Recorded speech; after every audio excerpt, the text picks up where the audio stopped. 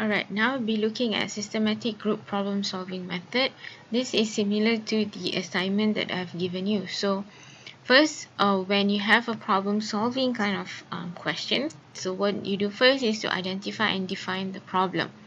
So once you identify and define the problem, you would understand and agree of what is the problem and how to go about it. Then you analyze the problem and find out as much as possible about the problem. So that is where we did this. First and second is what we did when we do the problem restatement. And then you determine the criteria for judging solution.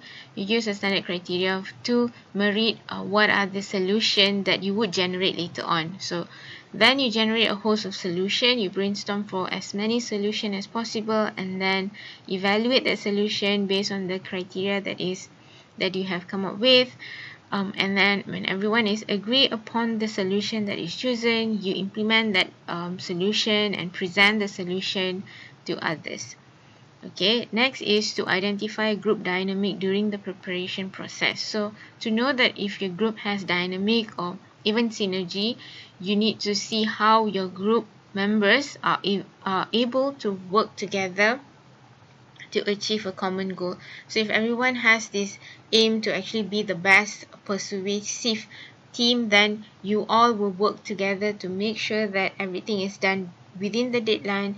Everyone knows what are their roles, what they need to do, so that is group dynamic is achieved. And when you look at effectiveness of group presentation, during presentation, every member knows what is happening about a particular task that they are presenting. So for example, let's say you present a solution to a problem that you have identified.